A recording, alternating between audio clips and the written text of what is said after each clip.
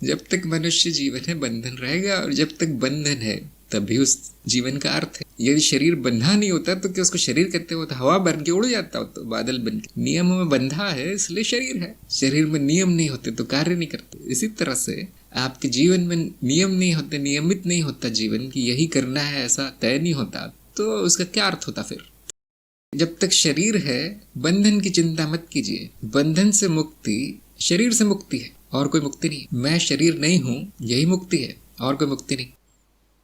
इसमें दो बातें हैं कि हाँ, जो बंधा है वो बंधा ही रहेगा, लेकिन खुशी की बात यह है कि जो मुक्त है वो मुक्त ही रहेगा, और मुक्त ही था, हमेशा रहेगा। और भी खुशी की बात है कि जो बंधा है वो मैं नहीं हूं, जो मुक्त है वो मैं हूं। अब आपको क्या चिंता है बताइए?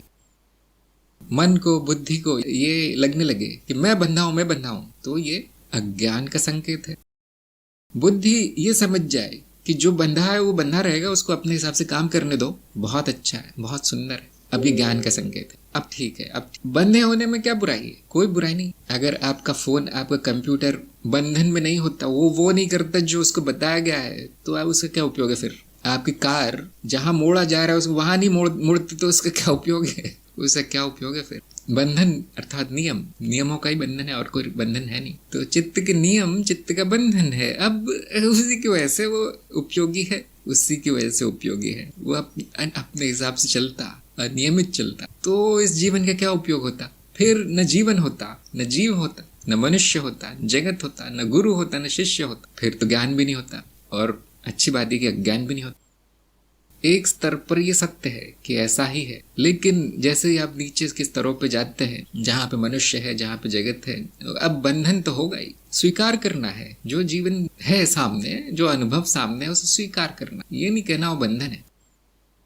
ये कब होगा? जब आपको ज्ञान हो जाएगा कि मैं बंधन मुक्त हूँ, मेरे न कर्म है, न मेरा न उसका कोई फल मुझे मिलता है, जिसे मिलता है उसको मिलता रहे, वो तो होगा ही। ये उपेक्षा का भाव नहीं है, ये ज्ञान का भाव है कि शरीर तो खैर ऐसा है, वो नहीं खाए तो मर जाता है, मुझे क्या करना है, मैं शरीर नहीं हूँ। ये क्या है? उपेक्षा का भाव है। इसको विरक्ति नहीं कहेंगे, इसको मूर्खता कहेंगे। विरक्ति वो है जब पूरी तरह जानते हुए कि शरीर मैं नहीं हूं, पूरी तरह जानते हुए मिट्टी है, उसका उपयोग कर लेना, उसको खिला पिला के स्वस्थ रखना, और जब तक है उसका उपयोग कर लेना, ये बुद्धिमानी है, ये विरक्ति है।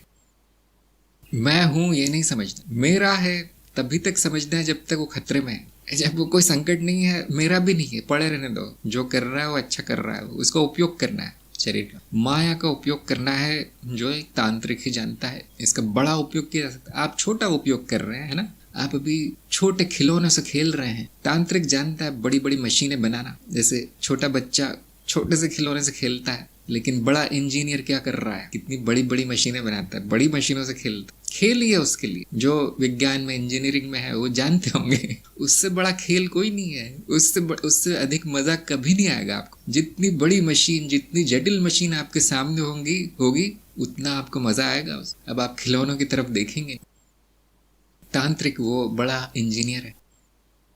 अब बंधन से क्या डरना? अब तो बंधन ही काम का हो गया मेरे। अब तो नियमों में ही मजा है, अनियमितता में क्या मजा? मानव जीवन के लक्ष्य बहुत आसान है, सुख और मुक्ति। मानव जीवन के लक्ष्य सुख और मुक्ति, अनुभव से मुक्ति नहीं, बंधनों से मुक्ति, दुखों से मुक्ति, इतना ही लक्ष्य है मनुष्य जीवन। और ये है आम जनता के लिए। आम जनता सुख और मुक्ति के पीछे है। अध्यात्म के लिए मनुष्य जीवन से मुक्ति मनुष्य का लक्ष्य है। साधक के लिए मनुष्य जीवन से मुक्ति, इसी को लक्ष्य बनाए। किसकी मुक्ति? जो मनुष्य रूप में पड़ा हुआ है, उसकी कई लाखों वर्षों से, कई जन्मों से पड़ा हुआ है, उसको लक्ष्य बनाइए। बाकी और कोई लक्ष्य नहीं। नहीं, मेरी मुक्ति कैसे होगी? मेरी, आप तो मुक्त, आप मुक्त, ये अज्ञान है। जो कहता है मेरी मुक्ति नहीं हो रही, वो तो अज्ञान है। जीव मुक्ति वो कैसे होगी, कहाँ होगी? अगला कदम रखिए, मनुष्य के ऊपर जो सीढ़ी है उस पर चले जाइए। सभी लोग जानते होंगे क्या है मनुष्य जी ऊपर के ऊपर? देव योनि। ये साधक का लक्ष्य होना चाहिए। मनुष्य बहुत हो गया, इसका मैंने उपयोग कर लिया, इस शरीर का बहुत बार कर लिया, सारी इच्छाएं पूरी हो गई, अब कुछ नहीं चाहिए। ज्ञान हो गया, गुरु मिल गया, अब यहाँ से अपना बोरिया बिस्तर बांध लीजिए, निकल जाइए यहाँ से। यहाँ नहीं आना, अब इस लोक में नहीं दिखने चाहिए। क्या जन्म मृत्यु से मुक्ति होगी? नहीं, ऐसा कुछ नहीं होता। न जन्म है न मृत्यु है, खेल है। नहीं मुझे खेल से मुक्ति चाहिए, मैं ही नहीं हूँ, मैं ही नहीं हूँ, यही मुक्ति है। जिसे मुक्ति चाहिए वही माया है, वही स्वप्न है। मैं क्या हूँ जान जाइए, मैं कौन हूँ जान जाइए, वो परम मुक्ति है। वो तो अभी संभव है, वो अभी संभव है, 5 मिनट में संभव। बाकी जो होता रहेगा, जिसको भी लोग मुक्ति कह देते हैं, क्योंकि आपने देखा होगा 20 तरह की मुक्तियां हैं। जिन्हें पता नहीं है मुक्ति क्या है, वो मेरा ज्ञान सूत्र का वीडियो देख लीजिए, मुक्ति क्या है नाम से। ज्ञान सूत्र में वीडियो बना है मुक्ति। आप देखेंगे जितने लोग हैं उतनी तरह की मुक्ति है। अपना अपना राग है, अपना अपना आलाप है। तो जिसको जो मुक्ति चाहिए ले लीजिए। आम जनता के लिए सुख और दुखों से मुक्ति ही उनका लक्ष्य है। आध्यात्म के साधक के लिए मनुष्य जीवन से मुक्ति लक्ष्य है, और ज्ञानी तो पहले से मुक्त है, कुछ नहीं चाहिए। जैसे ही आत्मज्ञान होता है आपकी सारी मुक्तियां एक साथ हो जाएंगी। तो आत्मज्ञान लेने का प्रयास कीजिए, सबसे बड़ा ज्ञान वही है। सभी तरह की मुक्ति हो जाएगी, दुखों से मुक्ति हो जाएगी, सुख से भी मुक्ति हो जाएगी, आपकी इच्छाओं से मुक्ति, वासनाओं से मुक्ति, कर्मों से मुक्ति, मनुष्य जीवन से भी मुक्ति हो जाएगी। चेतना इतनी बढ़ जाएगी, मृत्यु के बाद भी चेतना रहे तो कौन आएगा यहाँ, फिर कौन आएगा? फिर वो जैसी भी स्मृति है वो तो यही निर्णय लेगी कि मुझे ये नहीं चाहिए। चेतना है वहां पे। देखिए चेतना शरीर की नहीं होती, चेतना मनुष्य की नहीं होती। चेतना होती है जिसको मैंने परत कहा है, चित्त में होती है चेतना, जो ज्ञान के रूप में होती, प्रज्ञा के रूप में होती, बुद्धि के रूप में, वो मरती नहीं। तो यदि वो इतनी प्रगाढ़ हो गई, इतनी शक्तिशाली हो गई चेतना, फिर तो आपको देव योनि पक्की है, आपका तो टिकट पक्का है। जैसे आप ट्रेन में जाते हैं ना, तो कभी कभी वेटिंग में रहता है कि कंफर्म हुआ या नहीं अभी, लेकिन आपको चेतना मिल गई तो आपके टिकट कंफर्म है, यहाँ नहीं आएंगे आप, कभी नहीं आएंगे।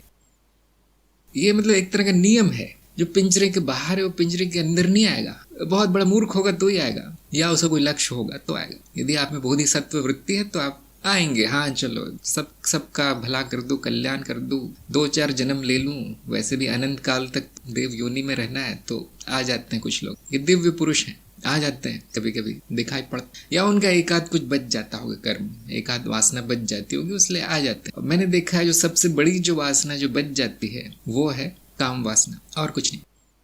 क्या इच्छा ही बंधन का कारण है? हाँ जी, इच्छाओं को मेरा मान लेना बंधन के कारण। यदि इच्छा आती है उसको मेरा मान लिया जाए कि ये मेरी इच्छा है, अब ये बंधन का कारण। अगर वो आती है, पूरी होती है, चली जाती है, आती है वो पूरी होने का कोई साधन नहीं है, और वो चली जाती है, फिर कैसा बंधन? फिर तो ऐसा है जैसे बादल आते हैं, बारिश होती, चली जाती, बादल आते हैं, बारिश नहीं होती, बादल चले जाते हैं। इसमें क्या बंधन है? इसमें मेरा क्या जा रहा है? तो बंधन तब तक है जब तक उसे मेरा नहीं मान लिया जाता। मेरा मान लिया आपने, अब बंधन मेरा हो गया।